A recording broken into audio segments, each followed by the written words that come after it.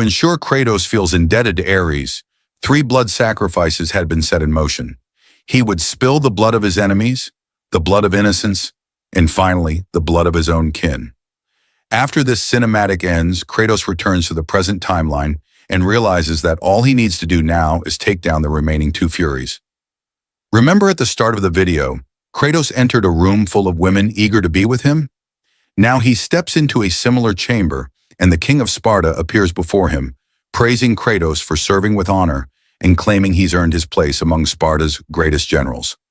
But Kratos quickly notices the ring on the king's finger, realizing it's all just another illusion. Without hesitation, he delivers a powerful kick, breaking through the illusion and snapping back to reality. Tisiphone says, "If neither the pleasures of the flesh nor the glory of power can bring you back to us, only one thing remains," and finally launches a direct attack on Kratos. During this assault, Kratos obtains a heart-like object and senses that he's now approaching a point where time illusions can no longer affect him. The game shifts back again, 2 weeks into the past.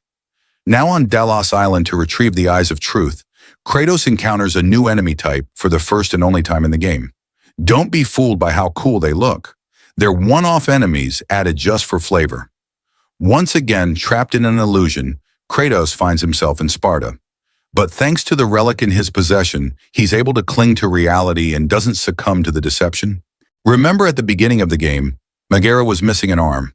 But in this flashback, which takes place weeks earlier, she still has it.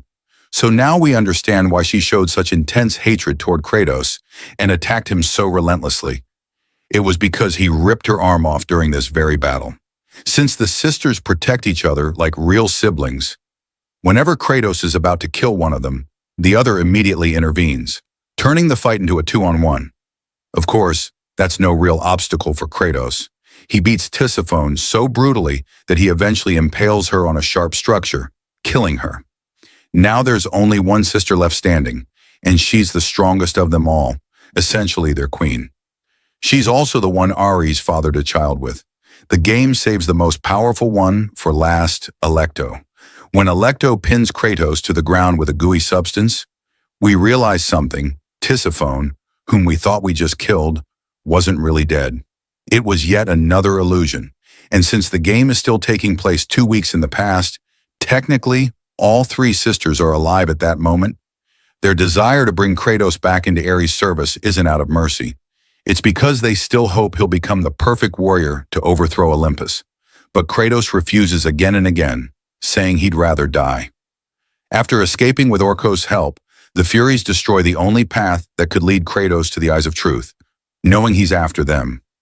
Orcos then gives him the Oath Stone, which Kratos uses to restore the statue of Apollo.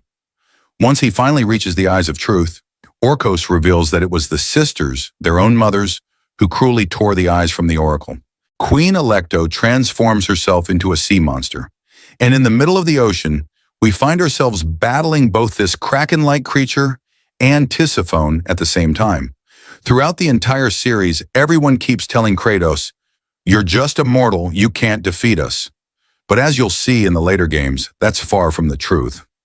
In this scene, which is reminiscent of the Poseidon boss fight from God of War 3, Kratos drives a spike through Alecto's head and plunges his sword deep into the hole in her forehead, signaling that the end is near.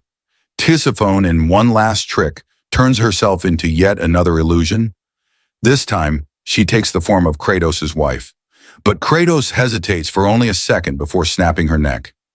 And just when you think everything is over, now that Kratos, free from madness and solely seeking truth, has slain all the Furies, you'd be wrong. Before her death, Alecto made Orcos the Oath Keeper of Kratos. As long as Orcos lives, the chains of Ares still bind Kratos. Knowing this, Orcos asks Kratos to give him an honorable death. And so, Kratos, perhaps for the first time, kills someone he truly considers a friend, even though he doesn't want to. It becomes a painful, unforgettable moment seared into his memory. Kratos was searching for the truth. And if you're wondering what that truth was, it's the truth behind the murder he committed, the slaughter of his wife and child. That horrifying memory resurfaces in full clarity, becoming an image that will haunt him for the rest of his life. And when our story ends, Kratos, now free from the madness of the Furies but still tormented by the reality of his past, burns down the only home he knows and sets off on a journey to make amends. And that, in full detail, was the story of God of War Ascension, the prequel to the entire God of War saga. This marks the end of the first episode in this 8-part series I've planned. If you enjoyed the video, don't forget to like and comment to help motivate me to make more. You can also support the channel by sharing my videos on social media. Take care of yourselves. See you in the next video, covering the story of Chains of Olympus. Goodbye for now.